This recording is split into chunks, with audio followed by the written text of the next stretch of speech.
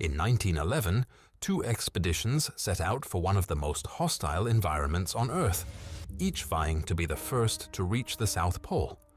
Roald Admunsen, a seasoned Norwegian explorer, and Robert Falcon Scott, a British naval officer, both had their sights set on that icy point at the bottom of the world. Yet while Amundsen focused on the essentials, Scott planned meticulously for every contingency, a strategy that ultimately spread his resources too thin. Their approaches could not have been more different, and their choices would ultimately determine their fates. Amundsen was a man of process. He didn't just dream of reaching the pole, he was consumed with how to reach it safely and ensure that every man returned alive. He studied the Inuit people, learning from their techniques for surviving in brutal polar conditions. From them, he learned what clothing worked, furs that could insulate even in relentless wind and cold. He carefully selected sled dogs, knowing they were built for the terrain and had a natural endurance for the cold. Amundsen spent years on polar expeditions, testing methods and meticulously refining what worked and what didn't. When it was time to execute, Amundsen's process paid off. He and his men mapped their route along the Axel Heiberg Glacier, strategically placing supply depots at regular intervals of latitude. These depots were packed with ample food and fuel, reducing the weight they needed to carry as they progressed. With each mile, they knew exactly where to find nourishment and warmth, allowing them to travel efficiently and without unnecessary strain. Each day was measured. Amundsen kept his team on a steady pace, enforcing regular rest days.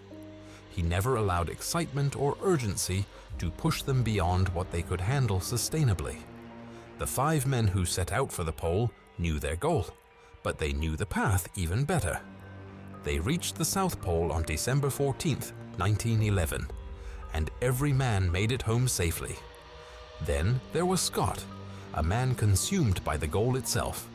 For him, reaching the South Pole wasn't just a personal victory, it was a mission of national pride, financed by the British government and cheered on by the public. Yet in his focus on the destination, he overlooked critical aspects of the journey. Scott's team took a different route via the Beardmore Glacier, facing its own harsh challenges. Unlike Amundsen, Scott relied on multiple modes of transport, including motor sledges, which soon broke down in the frigid temperatures, and Siberian ponies, which struggled and eventually perished in the harsh conditions. Ultimately, Scott's team resorted to man-hauling, dragging their sledges themselves, which demanded intense physical effort and drained their energy.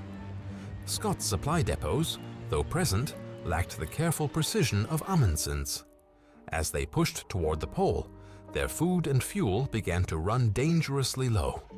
Their wool clothing, while warm, absorbed moisture and added weight, making the journey even more grueling. Driven by duty and a desire to plant the British flag first, they pressed forward, often to the point of exhaustion. When Scott's team finally reached the South Pole on January 17, 1912, they found the Norwegian flag already planted, marking Amundsen's earlier arrival. It was a devastating blow.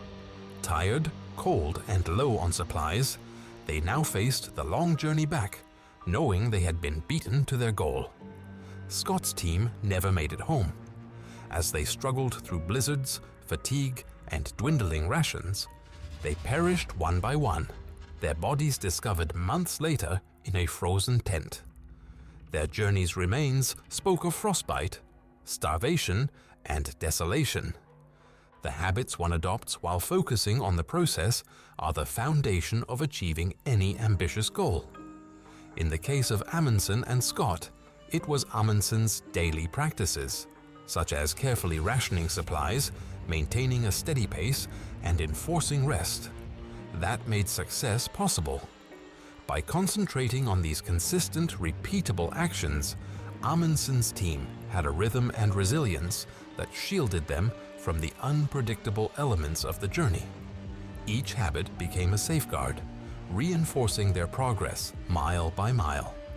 Habits like these, often simple and routine, compound over time to create a stable path toward the ultimate goal, making every step sustainable.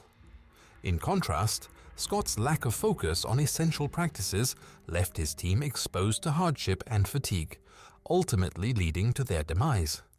This example illustrates that while ambition might set the destination, it's the daily disciplined actions along the way that secure the outcome. This story isn't just about polar explorers. It's a reminder of how focusing on the process can make any journey more manageable and less stressful. When we shift our attention from a far-off goal to the actions and habits we build daily, we're not only making progress, but doing so in a way that feels sustainable. A process-oriented approach lets us work with what's right in front of us, instead of getting lost in worries about the outcome. Each small, consistent step becomes its own reward, building confidence and resilience over time. By keeping our focus on what we can control, we reduce the pressure and uncertainty that can come with a big, daunting goal. So whether you're aiming for a personal milestone or a career achievement, adopting a process-minded outlook isn't just effective, it's a more enjoyable way to go the distance,